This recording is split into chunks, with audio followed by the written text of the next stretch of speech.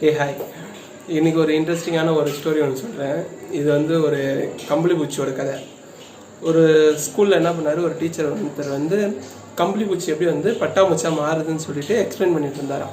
அப்போ அங்கே இருந்த பசங்களுக்கெல்லாம் சொன்னாரா, கம்பளி பூச்சி வந்து இந்த கூட்டில் இருந்தால் வெளியே வரும் அப்படின்னு சொன்னாராம்.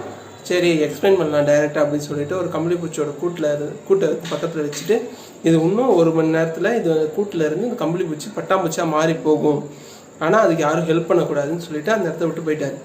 கொஞ்ச நேரம் மறுபடியும் கழித்து உள்ளே வராரு. அப்போ பார்த்தா அந்த பூச்சி வந்து செத்து போயிருந்துச்சான்.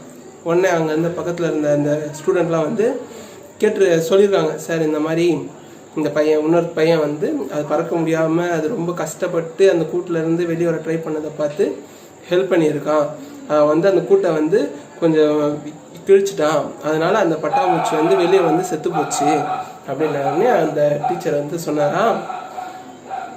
அந்த பட்டாம்பூச்சி தன்னோட போராட்டத்தில் இருந்து அந்த கூட்டை உடச்சி வெளியே வரும்போது தான் அதோட சிறகுகள் வந்து பலப்படும். அப்போ தான் அது வந்து பலமான ரெக்க வரும், அப்போ தான் அதால் பறக்க முடியும்னு சொல்கிறாரு. மாரல் ஆஃப் த ஸ்டோரி என்னென்னா, நம்ம எவ்வளோக்கு எவ்வளோ கஷ்டப்பட்டு முன்னேறோமோ அந்த அளவுக்கு நம்ம பலம் அதிகமாக இருக்கும். கஷ்டப்படும் போது யாரோட ஹெல்ப்பும் எதிர்பார்க்காதீங்க. நம்ம தான் கஷ்டப்படணும், கஷ்டப்பட்டால் தான் ஜெயிக்க முடியும். தேங்க்யூ.